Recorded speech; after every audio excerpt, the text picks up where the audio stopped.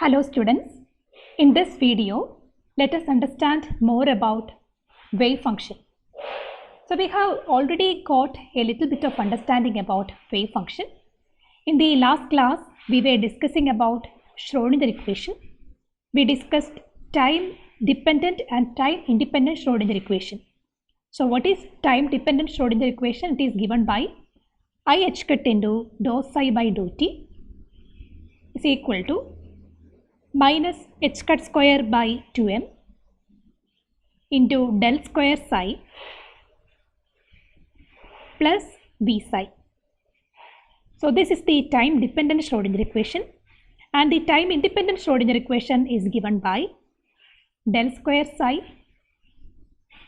plus 2m by h cut square into e minus v psi is equal to 0. So this is time dependent and this is time independent equation. So these are just same equation. Time independent equation is a special case of time dependent equation. If potential is independent of time, we can modify the time dependent equation into a time independent Schrodinger equation. Now the solutions of this Schrodinger equation, which is psi, has a very good importance in the field of quantum mechanics. This psi is called the wave function. This can be a real or complex function, and this function can represent a matter wave mathematically. So the solution of this Schrodinger equation, which is given by psi, represents the wave function and of a matter wave. And actually this psi does not have any physical meaning. The quantity that has a physical meaning is the term probability density, which we'll see in the next slide. So as of now, psi means the wave function. Psi can be represented in a variety of ways. The one way that we represent psi is psi equal to a e raised to minus I by h cut into et minus px. So this is a complex wave function and can be used to represent a wave moving along the x direction. A free particle moving along the x direction can be represented using this complex wave function. Now, what is the relevance and physical significance of this wave function? For that, we need to understand the term probability density. So the probability density P is given by modulus of psi square, which is given by psi star psi or psi psi star. Psi star is the complex conjugate of psi. So we know psi is usually a complex function. Suppose y equal to a plus ib or psi equal to a plus ib. If this is the complex function we have, the complex conjugate is given by a minus ib, right? So similarly, in the case of any wave function psi, we can calculate the complex conjugate, and psi star represent that complex conjugate function. So take the product of conjugate and the function psi star psi, that will give you modulus of psi square, the magnitude square, and which is defined as the probability density. And this factor, this term has a very good relevance in the field of quantum mechanics, because this implies the probability of finding a particle in a special place, at a particular place. So if you need to position a particular body at a point, you can actually find psi star psi or modulus of psi square at that space, and its magnitude will determine the probability of finding that particle at that position. Suppose you need to find the probability of finding a particle in a small volume given by dx, dy and dz. Then all you need to do is find modulus of psi square at this volume dx, dy, dz, and this value will give you the probability of finding the particle at that space, at that volume, in that small volume. Now, given this, what will be the total probability of finding the particle in anywhere in the space? So total probability will be the integration over all the probability density. That means the integral over the full volume of modulus psi square dx, dy, dz. Now we know that if a particle is existing, it should be somewhere in the space.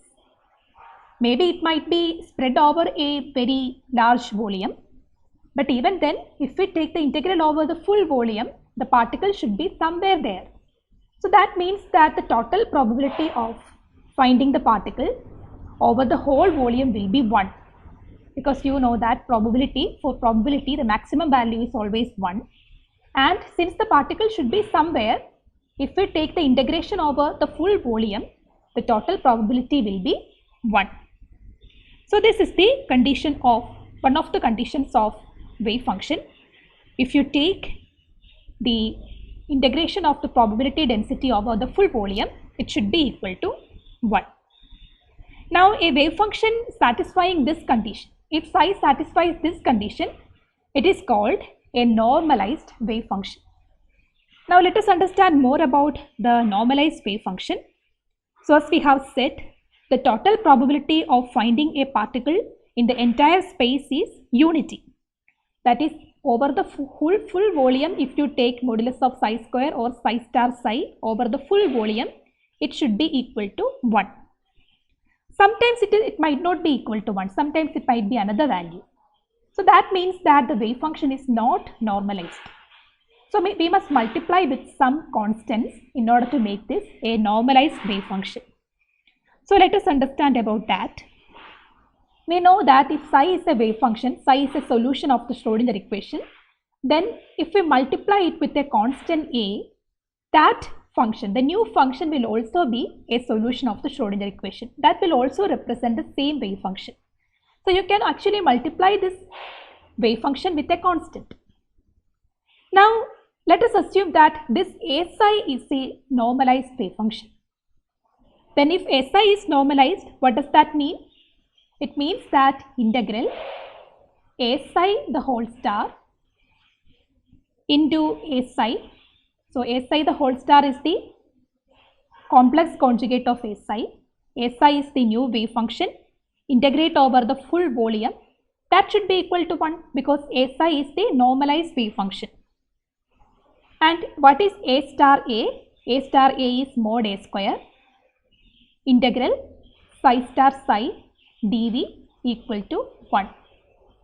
So this implies that what will be modulus of a square? Modulus of a square is equal to 1 by integral psi star psi dv.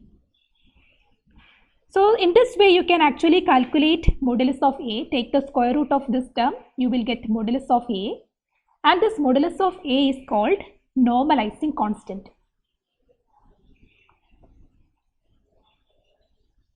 Because as you know, initially psi was not normalized because we got integral psi star psi dv not equal to 1 initially.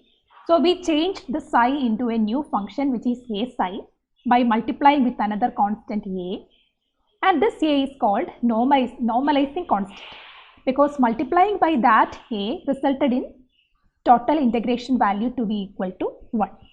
So this is how you normalize a wave function. A wave function need not be normalized. A solution of the Schrodinger equation psi need not be normalized. So we multiply with a constant to make it normalized.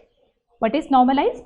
A normalized wave function should satisfy the equation integral psi star psi dv equal to 1. So here integral a psi star a psi dv equal to 1. That means a is the normalizing constant. So I hope this concept of normalization is clear for you. Now there are some conditions and requirements for a wave function. Not all functions can be chosen as wave function. A wave function must be single valued and continuous everywhere.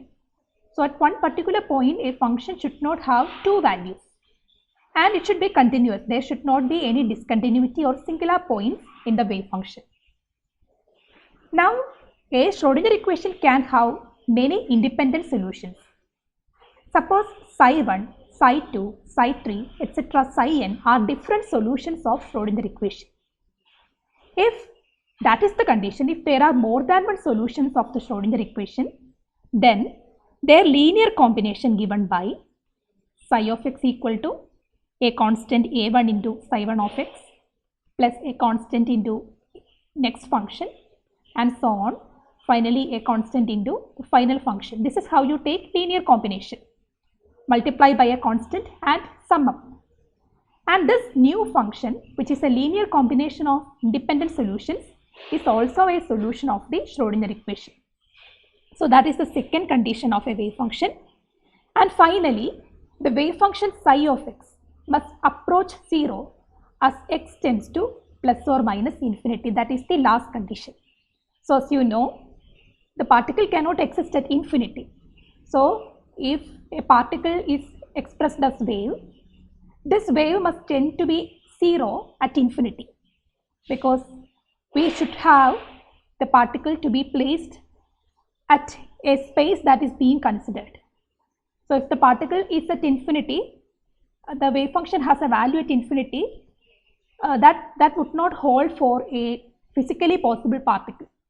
So this wave function should be 0 at infinity, plus and minus infinity. So these are the conditions in choosing a wave function to represent a particle. So I hope you have got a broad understanding about the concept of wave function. And these wave functions are actually the solutions of Schrodinger equations. I hope this portion is clear for you. Thank you.